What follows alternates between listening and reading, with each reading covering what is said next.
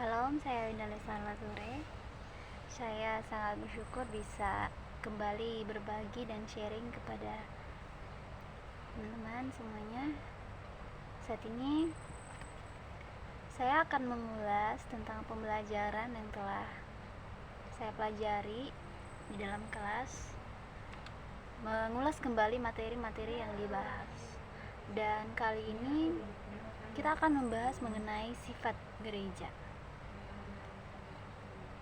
Sifat gereja dapat dikatakan juga sebagai sebuah organisme di mana dalamnya terdapat kumpulan orang-orang percaya. Dan di dalam Perjanjian Baru, penyebutan kumpulan orang-orang percaya kepada Tuhan ini diberi nama disebut dengan eklesia. Jadi nama dari Tuhan bagi gereja, yaitu eklesia, yang berarti orang-orang yang keluar dari kegelapan menuju terang yang adalah yang terang, yang ilahi, ada yang adalah Allah. Dan dikatakan menurut Yesus seperti yang disampaikan dalam Matius 19 ayat 18 menyatakan bahwa gereja itu adalah milik Yesus Kristus atau milik Allah kita. Dan hal itu pun diperkuat melalui perkataan Paulus yang menyatakan dalam Kisah Para Rasul 20 ayat 28 bahwa yang benar gereja adalah milik Tuhan. Dan dapat dikatakan juga bahwa gereja itu adalah satu kumpulan ilahi, yang mana anggota-anggota yang ada di dalam satu gereja itu dipilih oleh Tuhan. Jadi setiap orang-orang yang keluar dan percaya kepada Kristus, yang menjadi suatu kumpulan orang-orang percaya kepada Tuhan, itu dipilih langsung oleh Tuhan. Dan setiap orang-orang yang percaya menjadi anggota gereja atau menjadi anggota dalam organisme itu adalah milik Tuhan, seperti yang dia sampaikan dalam Titus 2 ayat 14. Dan setiap orang-orang ini dikuduskan oleh Tuhan. Jadi ada selain itu kumpulan-kumpulan ilahi ini, yang ilahi atau kumpulan orang-orang percaya ini, dinyatakan bahwa anggotanya dipersatukan oleh Kristus. Jadi seperti yang kita ketahui bahwa setiap kita memiliki bagiannya masing-masing dalam anggota tubuh Kristus, dan kita semua dipersatukan dalam satu tujuan, satu jiwa dan satu tubuh. Dan selain kita dipersatukan oleh Kristus, kita juga dipersatukan oleh karena Roh Kudus.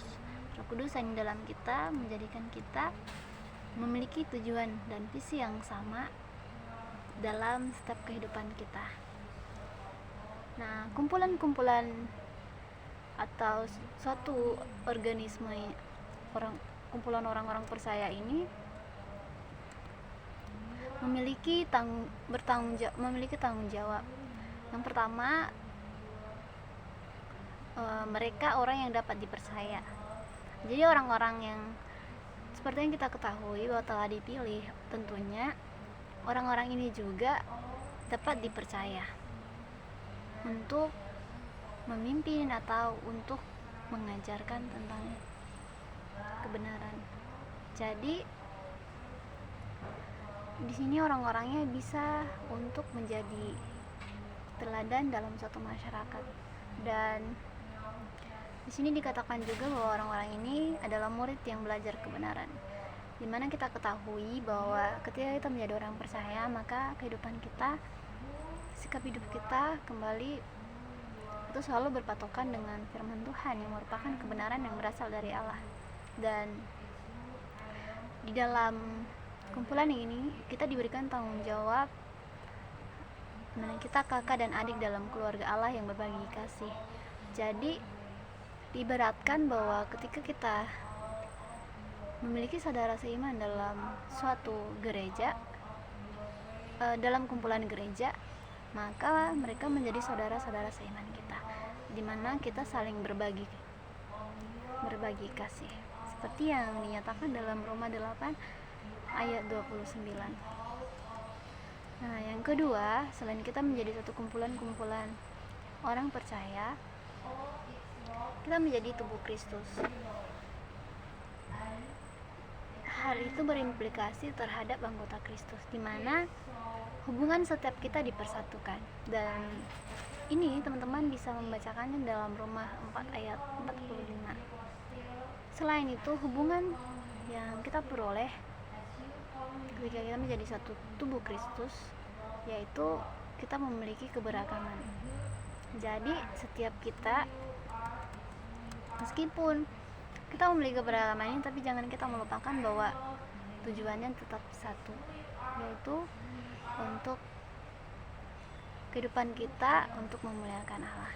Dan di sini ketika kita menjadi tubuh Kristus, kita akan menjadi anggota tubuh yang saling menguntungkan. Jadi satu dengan yang lain memiliki keterkaitan yang tidak bisa terlepas. Dan di sini kita bisa melihat bahwa terhadap kepala ada yang berkuasa atas tubuh, dan yang berkuasa atas tubuh ini yaitu juru selamat, sumber, penyebab, dan tujuan dari pertumbuhan tubuh. Jadi kepala dari tubuh Kristus adalah Kristus. Jadi dia yang memimpin setiap kehidupan orang-orang yang menjadi tubuh, kumpulan daripada tubuh Kristus tadi.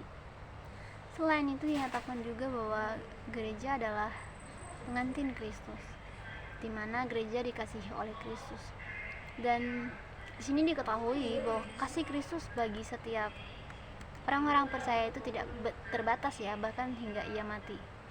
Mana kita ketahui pengorbanan yang telah Tuhan Yesus Kristus telah lakukan untuk setiap pribadi kita, sehingga kita boleh memperoleh anugerah yang telah Dia berikan. Dan di sini kita juga melihat bahwa kasih ini lengkap untuk saat ini dan di masa depan, di mana kasih yang diberikan ini utuh saat ini dan memang menjamin apa yang akan ada di dalam masa depan kita. Dan ini bisa teman-teman bacakan di Efesus 5 ayat 26 sampai 27. Perlu juga kita ketahui bahwa ternyata gereja seharusnya itu tunduk kepada Kristus.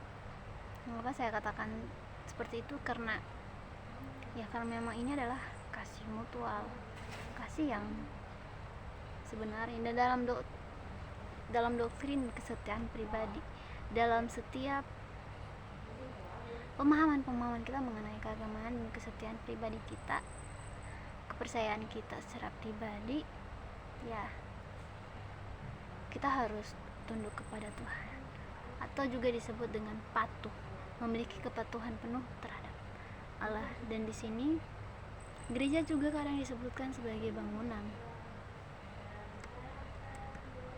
fondasi. Yang fondasinya di sini dikatakan adalah Kristus, di mana Kristuslah yang menjadi dasar dari sehingga terbentuknya suatu kumpulan orang percaya. Dan dikatakan bahwa bangunan batu penjuru ini melambangkan Kristus itu sebagai pelengkap dari yang memperlengkapi setiap kehidupan kita.